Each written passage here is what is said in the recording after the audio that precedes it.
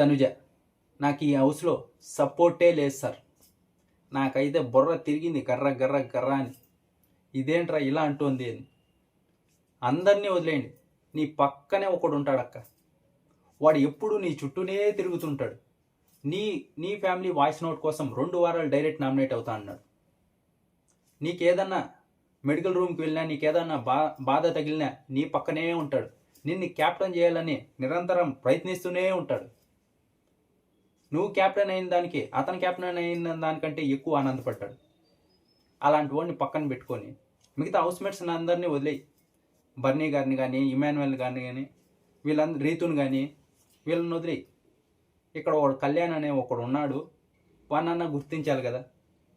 Support అనేది లేకపోతే ఇది చాలా తప్పు. నిజంగా మీరు తనుజ ఫ్యాన్స్ కూడా ఒప్పుకుంటారు. ప్రతి క్షణం తనకంటే ఎక్కువ తనుజకి సపోర్ట్ చేస్తాడు కళ్యాణ్. ఇక్కడ సపోర్టే లేదంటే ఆ సపోర్టింగ్లో కూడా నీకే పెట్టాడు. అది ఎప్పుడో నువ్వు మోటివేషన్ ఇచ్చావు అని. నేను డల్గా ఉన్నప్పుడు నాకు తనుజ వచ్చి మోటివేషన్ ఇచ్చింది సార్, ఇలా ఉండు, ఇలా ఆడు అని.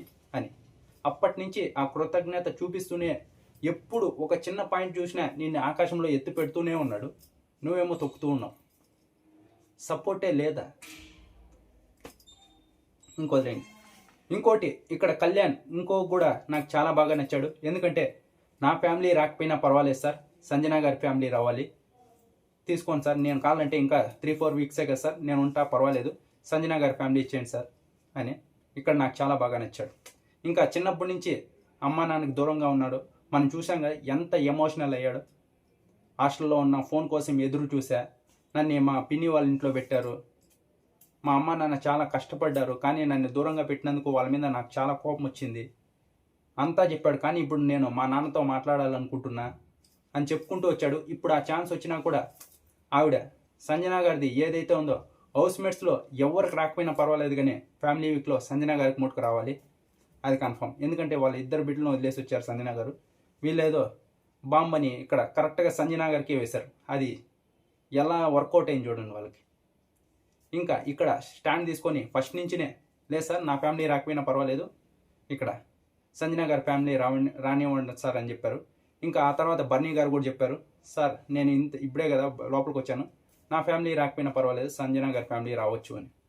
కానీ ఇక్కడ అలాంటిది ఏముండదు. ఖచ్చితంగా సంజన గారి ఫ్యామిలీ లోపలికి వస్తుంది. ఇది ఒక టీఆర్పీ స్టంట్ అంతే. ప్రతి సీజన్లో చేశారు, ఈ సీజన్లో కూడా అంతే. సంజన గారి ఫ్యామిలీ కనుక హౌస్లోకి రాకపోతే ఈ సీజన్ ఇంకా అంతే. మళ్ళీ నెక్స్ట్ రోజు నుంచి ఎవరు చూడరు, అలా ఉంటుంది. ఖచ్చితంగా సంజన గారి ఫ్యామిలీ అయితే హౌస్లోకి ఎంట్రీ ఇస్తారు. ఇంకా ఆ తర్వాత అయితే డీమన్ అలాగే తనుజ ఈ విషయం అయితే డిస్కస్ చేశారు. నేను ఏదైతే ఎపిసోడ్ రివ్యూలో చెప్పానో ఇది చాలా తప్పు, ఖచ్చితంగా నాకు సార్ అడగాలని. ఈ మధ్య రివ్యూస్ బాగానే చెప్తున్నా, బాగా క్లారిటీ ఉంది నాకు కూడా, ఏది అడుగుతారు ఏది అడగరు అని మెయిన్గా చెప్తున్నా కదా, దానికే అదే అడిగారు. ఇక్కడ లేకుంటే డీమన్ది నెగిటివ్ అయిపోతుంది ఫుల్. అంతకు ముందర వారమే రీతుతో అంత పెద్ద ఇదైంది, క్షమాపణలు చెప్పించారు మోకాళ్ళ మీద నిలబడి. ఇప్పుడు ఈమె వచ్చేసి మ్యాన్ హ్యాండ్లింగ్, ఇలా ఆడవాళ్ళతో బుద్ధి లేకుండా ఇలా బిహేవ్ చేస్తారంటే ఇంకా బయటికి ఎలా పోర్ట్రే అవుతుంది. తను భయపడుతూనే ఉన్నారు ఈ వారం అంతా పాపం. ఇది ఎలా పోర్ట్రే అయిందో అని తెలుస్తోంది. అందుకే నాకు సార్ అయితే డిస్కస్ చేసి క్లారిటీ ఇచ్చారు. ఇక్కడ క్లియర్గా తనుజ తప్పే అని. అక్కడ డీమన్ పట్టుకొని నెట్టలేదు, ఏమీ చేయలేదు, అది ఒక టాస్క్. ఆ టాస్క్లో రాణి ఏం చెప్పిందో అది చేశాడు అంతే. దానికి మ్యాన్ హ్యాండ్లింగు అబ్బాయిని డీల్ చేసినట్టు చేస్తారా అని. ఇక్కడ ఫ్యాన్స్ కూడా ఏమంటే అమ్మాయిని అలా ముట్టుకోకూడదు అంట. అది బిగ్ బాస్ అవసరం అయ్యా. అక్కడికి వెళ్ళిన తర్వాత ముట్టుకోవద్దు అంటే కుదరదు. అక్కడికి వెళ్ళిన తర్వాత టాస్క్లు ఆడాలి, టాస్కుల్లో ముట్టుకోవడాలు జరుగుతాయి. అంటే వాళ్ళు ఏం కావాలని ముట్టుకోరు కదా. అది అక్కడ బ్యాడ్ ఇంటెన్షన్తో కూడా డీమన్ అయితే ముట్టుకోలేదు. ఇలా దొబ్బడం, అది ఎక్కడ ముట్టుకోవడం అవుతుందో అది నాకైతే అర్థం కావడం లేదు. కానీ ఇంకా వాదిచ్చే వాళ్ళు ఉంటారు. ఇంట్లో వాళ్ళని అయితే అలా ముట్టుకుంటారంటే అది బిగ్ బాస్ హౌస్, ఇంకెందుకు వెళ్ళాలి, ఇంట్లో కూర్చోవాలి. బిగ్ బాస్ హౌస్కి వెళ్ళకుండా ఆ లెక్కన ఫస్ట్ టాస్క్ బర్నీ గారు అలాగే రాము రాథోడ్, రీతు వీళ్ళందరూ ఆడారు కదా యాక్టివిటీ రూమ్లో. ఆ లెక్కన రీతు ఎంత గొడవ చేసి ఉండాలి, ఒక్క మాట మాట్లాడలేదు రీతు.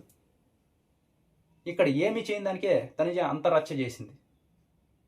ఇంకా నాకు సార్ కూడా అడిగారు తనుజని, ఇది తప్పు అమ్మ అంటే తప్పు కాదు, కానీ నాకు నెట్ ఉంది సార్, అదేంటది. ఇంకా ఇక్కడైతే డీమన్కి ఫుల్ క్లారిటీ ఇచ్చారు, ఆడియన్స్ కూడా ఫుల్ క్లారిటీ వచ్చి ఉంటుంది. డీమన్కి అయితే కొంచెం పాజిటివ్ ఎపిసోడ్. అలా వదిలేసి ఉంటే తన మీద నింద ఉండిపోతుంది. తనే ల్యాక్ చేశాడంటే ఇంకా ల్యాక్ చేయకుండా నువ్వు ముట్టుకున్నాడు ఇలా చేశాడంటే ఇంకా అతను అప్పుడు కూడా సైలెంట్గా ఉంటే ఆడియన్స్ ఏమనుకుంటారు, ముట్టుకున్నాడేమో, లైవ్లో కట్ చేశారేమో అనుకోరా. అతను అడిగిందే కరెక్ట్. ఎలాగో సైలెంట్గా ఉండేవాడు అడిగాడు, ఎందుకంటే ఇంతకు ముందర వారం ఎఫెక్ట్ పడింది కాబట్టి వాయిస్ రేజ్ చేశాడు. ఇప్పుడు క్లారిటీ తెచ్చుకున్నాడు, డీమంది ఏం తప్పులేదని తెలిసింది. నేను రివ్యూలో కూడా అదే చెప్పా, తనుజ అలా అనకుండా ఉండాల్సింది. మ్యాన్ హ్యాండ్లింగ్ కూడా తప్పు కాదు కానీ ఒక్క మాట అనింది. ఇంకొంచేపు నింటే ఎత్తుకునేవాడువేమో, ఏం చేసేవాడువో అంటే ఆ లెక్కకి ఏమని వస్తుంది. తన క్యారెక్టర్ని బ్యాడ్ చేసినట్టే కదా డీమంది. కరెక్ట్గా నాకు సార్ అడ్రస్ చేసి తనిజాదే తప్పు అని చెప్పారు. ఇక్కడ తనిజాదే తప్పు కూడా.